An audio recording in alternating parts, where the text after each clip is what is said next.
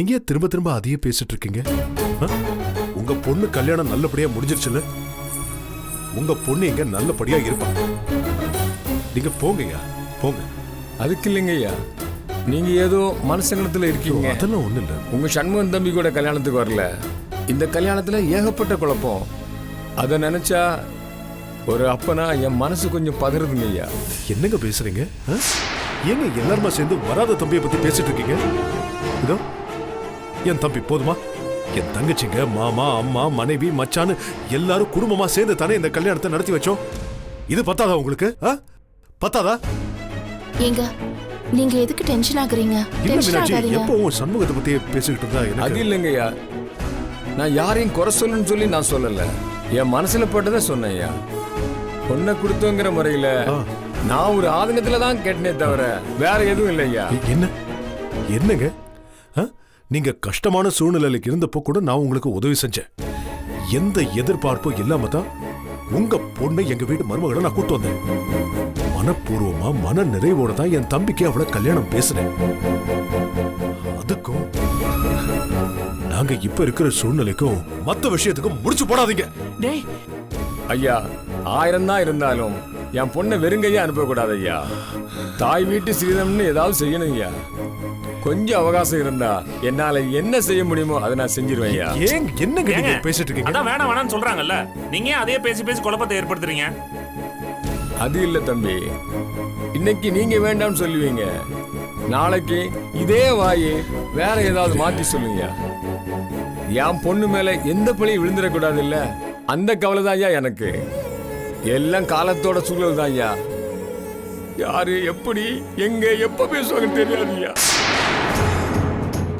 எங்க என்னங்க நீங்க அத கேட்க மாட்டோம்னு சொல்லியாச்சுல, நீங்க என்னடா மறுபடியும் அதையே சொல்லிட்டு இருக்கீங்க? ஐயா ஐயா கொஞ்சம் பொறுமையா இருங்க, மனசை போட்டு குழப்பிக்காதீங்க. கல்யாண வீட்டுல கொஞ்சம் குழப்பம் நடந்ததுனால நீங்க கொஞ்சம் பதட்டமா இருக்கீங்க, கொஞ்சம் பொறுமையா இருங்கய்யா. அது இல்ல தம்பி, நான் இல்லாத பட்டவன் தெரிஞ்சுதான் ஐயா என் பொண்ணை எடுத்தீங்க. என்னய்யா நாளைக்கு ஒரு சொல் வந்துடக்கூடாது இல்லையா? ஐயா உங்களுக்கு மனநிலை ஏதாவது பாதிக்கப்பட்டிருக்கு? யாரும் அது மாதிரி கேட்கலையே, யாரும் கேட்கவும் மாட்டாங்க. இதை விட உங்களுக்கு எப்படி திட்டவட்டமா சொல்றது? என்னங்க அமைதியாங்க. சித்தப்பா நீங்க வாங்க. ஆனந்தி, அப்பா ஆனந்தி, இது பாரு அப்பா ரூம் கூட்டி சும்மா சொல்லுங்க சொல்லுங்க. வைஜெயந்தி போங்க, நீங்களும் போங்கம்மா.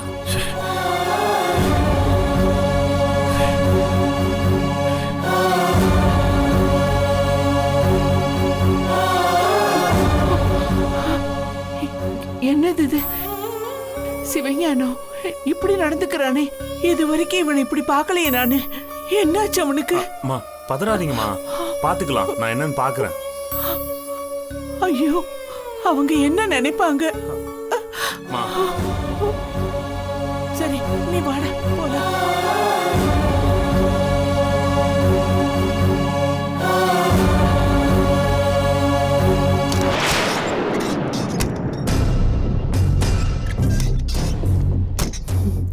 எடுத்துக்கோங்கப்பா, எடுத்துக்கங்க, எடுத்துக்கங்கம்மா. ஆனந்தி எடுத்துக்கோமா. வேற ஏதாவது வேணுங்களா? ஒண்ணு வேணாமா, எந்த பிரச்சனையும் இல்ல. சரி ஆனந்தி, நீங்க எல்லாம் பேசிட்டு இருங்க. ஏதாவது வேணும்னா என்ன தயங்காம கேளுங்க. இனிமே இது நம்ம வீடு. சரி சரி.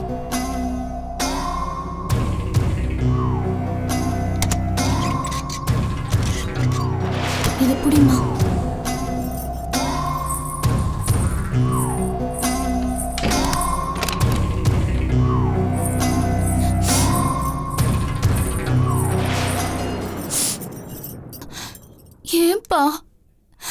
ஏன்பா இவ்ளோ டென்ஷன் ஆவறீங்க?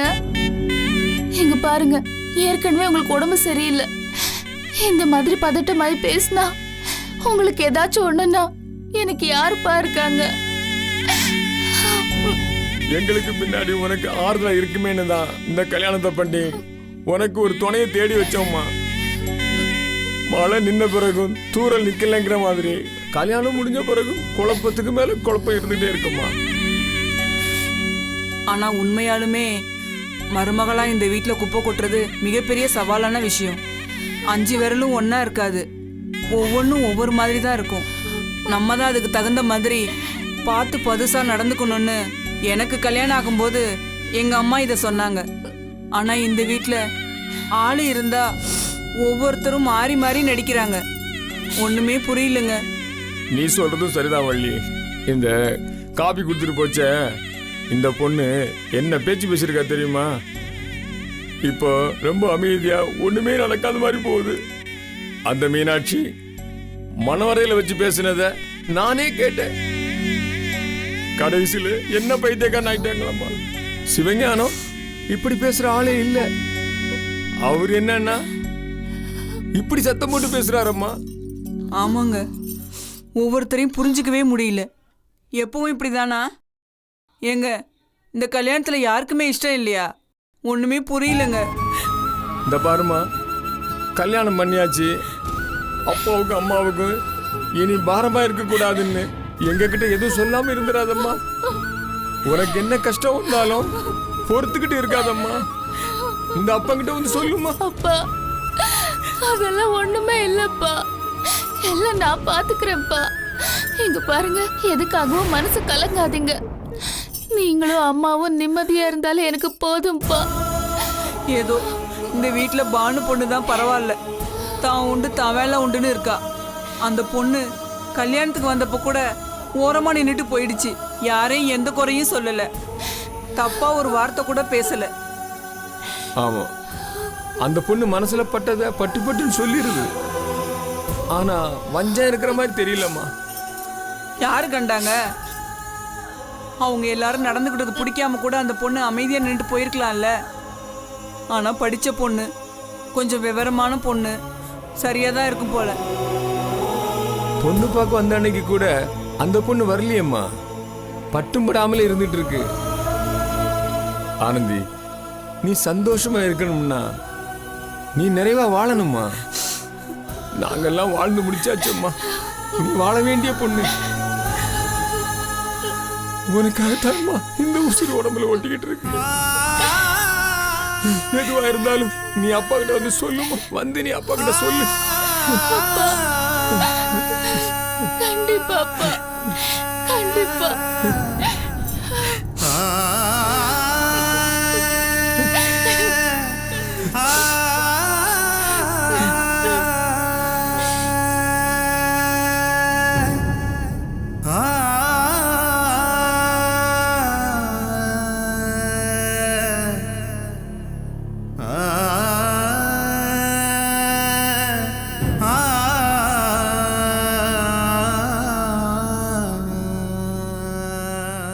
ஐயா, ஏன் நாங்கள் கிளம்புறோங்க ஐயா. ஆ. ஏழை பழங்களா இருந்தாலும் அவ கேட்டதெல்லாம் வாங்கி கொடுத்து செல்லமாக வளர்த்துட்டேன் ஐயா. நீங்கள்லாம் அவளை நல்லா பார்த்துங்க, நம்பிக்கை இருக்கு ஐயா. நாங்க பத்திரமா பாத்துக்கிறோம். நீங்க போயிட்டு வாங்க. சரிங்க ஐயா. ஒரு நிமிஷம், ஒரு நிமிஷம். ஆ ஆ என்னாச்சு? ரெடி ஆயிடும்ல? ஒரு நிமிஷம், ஒரு நிமிஷம்.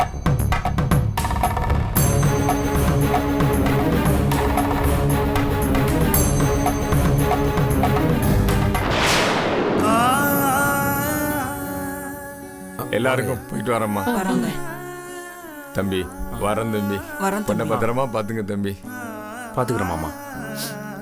அம்மா ஆனந்தி, அப்பா கிளம்புறம்மா. சரிப்பா. எந்த கவலையும் படாதம்மா. மாப்பிள்ளை வந்து நல்லா பார்த்துக்குவாரு. சரிப்பா. நீ கவலைப்படாதம்மா. வரம்மா, வரம்மா. வரம்மா. வர சம்மந்தி. வாங்கம்மா.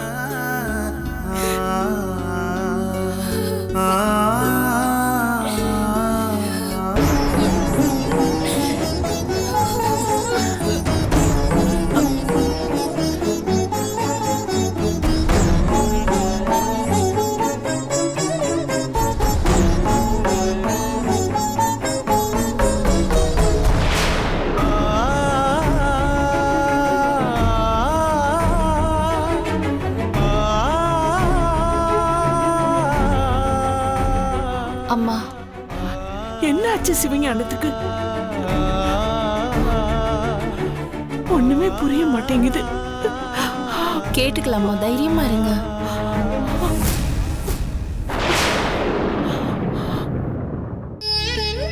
ஆனந்தி, ஏன் ஆனந்தி இப்படி அழுதுகிட்டு இருக்க? இங்க பாரு, ஒண்ணும் கவலைப்படாத. அண்ணன் வேற ஏதோ பிரச்சனையில இருக்காரு, அதான் பதட்டத்துல ஏதோ பேசிட்டாரு.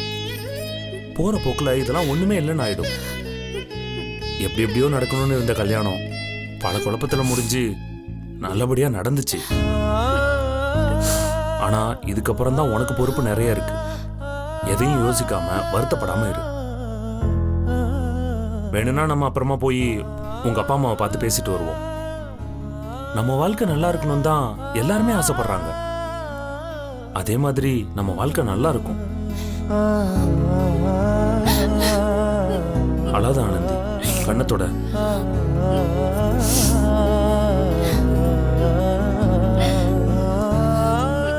அழாத ஆனந்தி. என்னடா கருமாதி பண்ண போற? கல்யாணத்தை நிறுத்த போற? சிவஞானத்தை சந்தியில நிறுத்தி கைதொட்டி சிரிக்க போறேன்னு சொன்ன பக்கமா அவசரம் பேசுறியடா. கேடு விட்ட வேலை. இப்ப என்னாச்சு?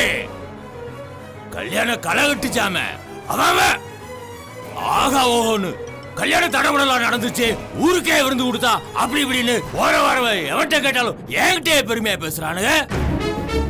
என்னடா? ஆமாப்பா, நான் கூட கேள்விப்பட்டேன். ரொம்ப விமர்சையா தான் கல்யாணம் பண்ணிருக்கேன். கேவலமா இல்ல உனக்கு? நீயும் சேர்ந்துக்கிட்டு சொல்ற. என்ன சொல்ற? சண்முகத்தை தட்டி தூக்கிடுவேன், கிழிச்சு எரிஞ்சிருவேன், அந்த வீட்டுல எவ்வளவு வீட்டு ஆக்கிடுவேன்னா என்னடா ஆச்சு? பா, சண்முகத்தை தூக்குறதுக்கு ஆள் ஏற்பாடு பண்ணப்பா. ஆந்திராவுக்கு போய் அவனை மொத்தமா முடிக்கிறதுக்கு ஏற்பாடு பண்ணப்பா. ஆனா என்னன்னு தெரியலப்பா, நம்ம ஆளுங்க அவனை தூக்குறதுக்கு முன்னாடி அவன் காணாம போயிட்டான். கல்யாணத்துக்கு வந்து சேரல, எங்க போனா என்ன ஆனான்னு ஒண்ணுமே தெரியல. ஆனா நம்ம ஆளுங்க கண்ணில் மண்ணை தூவிட்டு எங்கேயோ போயிட்டான். ஊருக்கும் வரல, கல்யாணத்துக்கும் வரல. வீட்டுல ஏதாவது ஒன்று உருப்படியா நடக்குதாடா?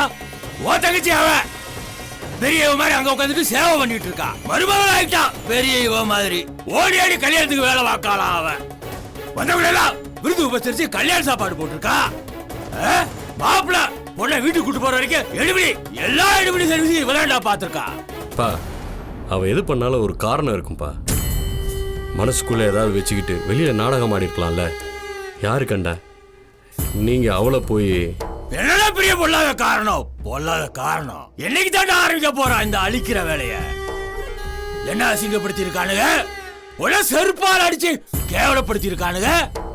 எல்லாத்துக்கும் மேல என் பிள்ளைய எனக்கு எதிராக தூண்டி விட்டு அவன் பின்னாடி இருந்து நல்ல மாதிரி நார மாறிட்டு இருக்கான் அந்த குள்ள நெறிப்ப.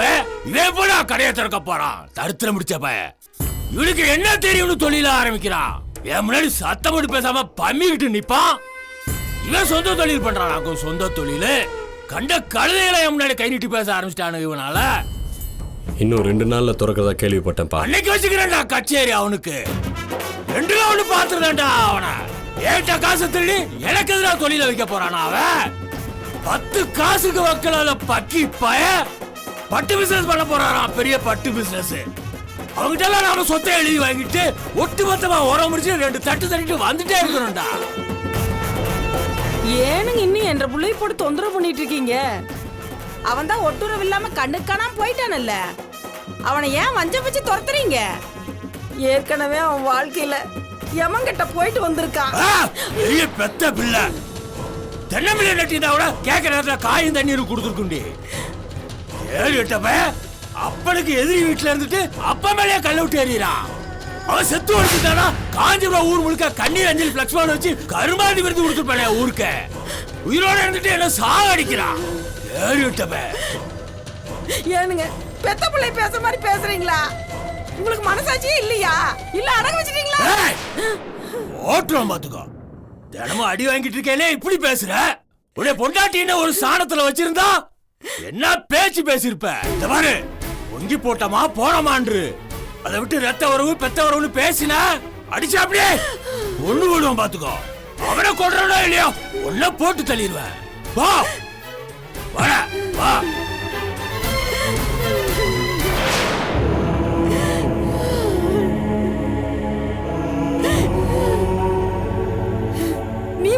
தாண்டா நிக்கிற.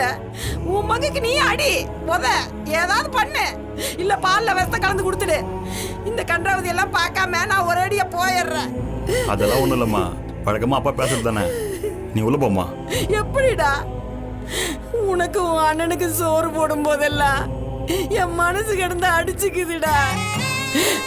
அந்த பிள்ளைங்க சாப்பிட்டதோ இல்லையோ மனசு கிடந்து துடிக்குதுடா.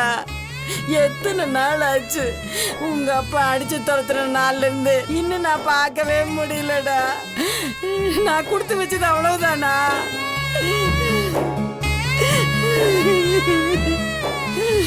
டே பரந்தாமா, வீரசேனை எங்கடா இருக்கா? அவன் எப்படிடா இருக்கா? உனக்கு ஏதாவது தெரிஞ்சதுன்னு சொல்லுங்கன்னு. ஒரே ஒரு தடவை நான் போய் பார்த்துட்டு வந்துடுறேன்டா. சரி, அந்த பழைய காஞ்சிபுரம் பட்டு நூல் சொசைட்டி இருக்குல்ல, அங்கே தான் உங்கள் வீடு. அட்ரஸ் எழுதி தரேன், போய் பார்த்துட்டு வந்துடுங்க. ஆனால் ஒன்று, இந்த விஷயம் வீட்டில் யாருக்கும் தெரியக்கூடாது. என்ன ஒரு குலைச்சி போயிடுவாங்க.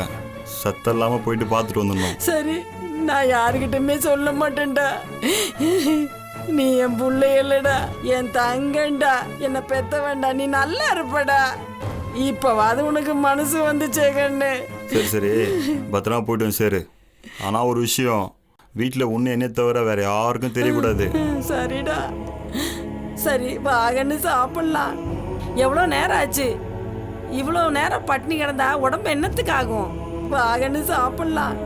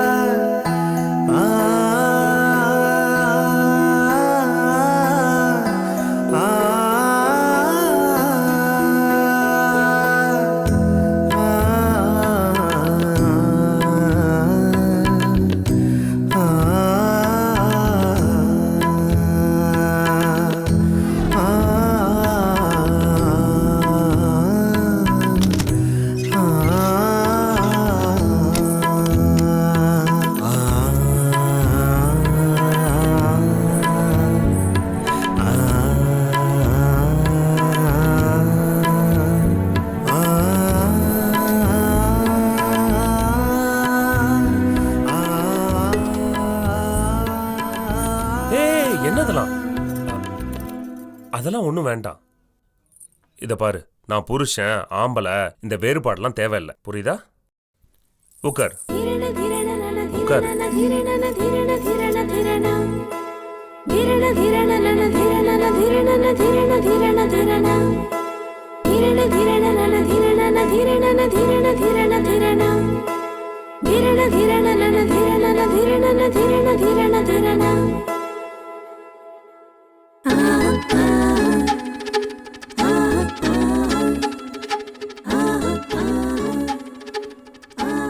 இவ்வளோ பெரிய சங்கடம் நடக்கும்னு நான் கொஞ்சம் கூட எதிர்பார்க்கல.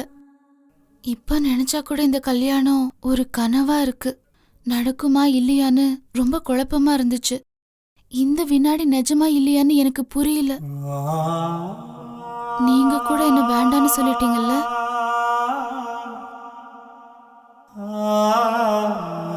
மன்னிச்சிரு ஆனந்தி, அப்ப இருந்த நிலைமையில நான் அந்த மாதிரி பேசிட்டேன்.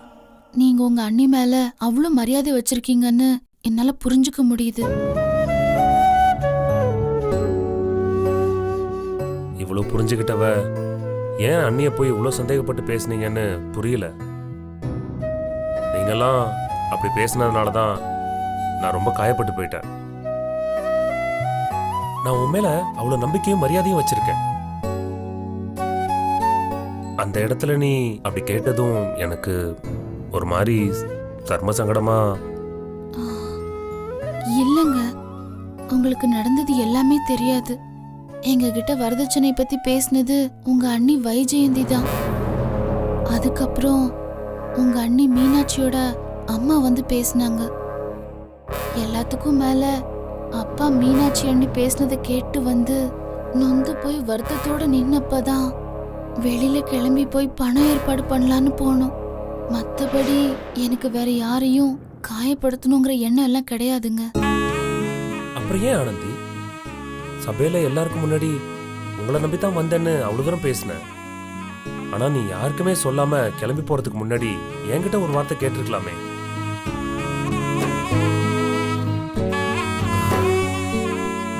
இதான் நான் உங்ககிட்ட கேட்குற ஒரே விஷயம். அன்னைக்கு முறை உன்னை நான் பார்க்க வரும்போதே உங்ககிட்ட நான் சொன்னேன், இப்பவும் சொல்றேன். எங்க குடும்பத்தை பொறுத்த வரைக்கும் எங்க அம்மா, எங்க அண்ணனுங்க, அண்ணி மீனாட்சி, அப்புறம் என் தங்கச்சி, இவங்களை பத்தி மட்டும்தான் நான் உத்தரவாதம் தர முடியும். இவங்க யாருமே ஒருபோதும் உன்னை காயப்படுத்த மாட்டாங்க, நம்ம கஷ்டப்படணும்னு நினைக்கவும் மாட்டாங்க. ஆனா இந்த வீட்டுக்கு வாழ வந்த மற்றவங்களை பத்தி நான் எதுவுமே சொல்ல முடியாது. புரியுதுங்க, நீங்க சொல்றது எனக்கு நல்லாவே புரியுது. ஆனந்தி, எங்க அண்ணி பானுமதியா இருக்கட்டும், இல்ல எங்க அண்ணி வைஜெயந்தியா இருக்கட்டும், அவங்க எது சொன்னாலும் நீ பெருசா எடுத்துக்க கூடாது.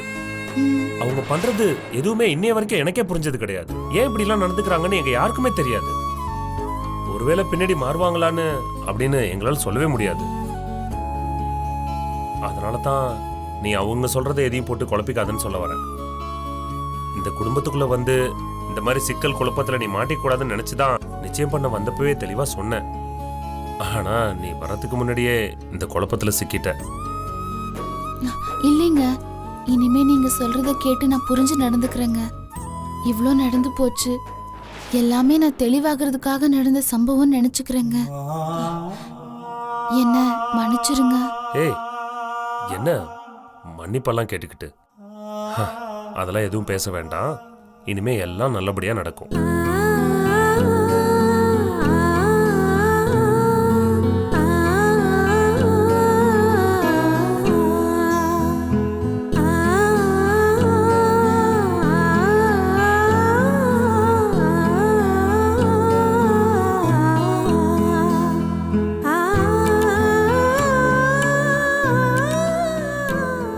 அப்புறம் நீ பெண், நான் ஆண், இதான் நமக்குள்ள இருக்கிற வித்தியாசம்.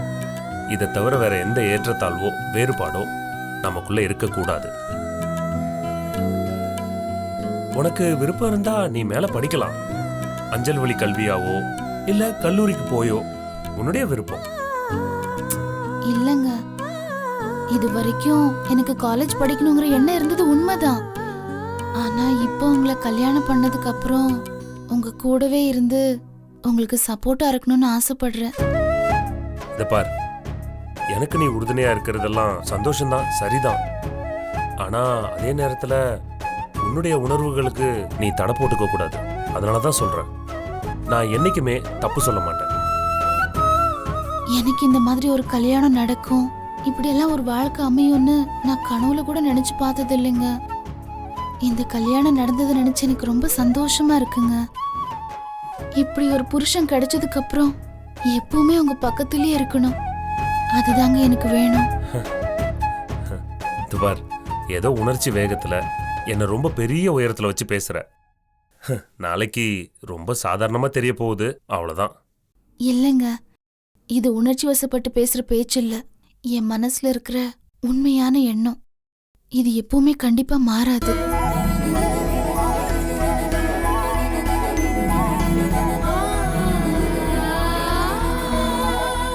அப்போ நீங்க எப்பவுமே உணர்ச்சி வசப்படாத தெளிவான முடிவுல தான் இருக்கீங்க. ஆனா உங்க அண்ணா அண்ணி விஷயத்துல மட்டும் கொஞ்சம் சென்சிட்டிவா இருக்கீங்க. ஆமா, எங்க அண்ணா அண்ணியை பத்தி யாராவது தப்பா பேசினா எனக்கு பயங்கரமா கோவம் வரும். மற்றவங்க அதை பழகணும்னு சொல்றாங்க, ஆனா என்னை பொறுத்த வரைக்கும் அது நியாயம்.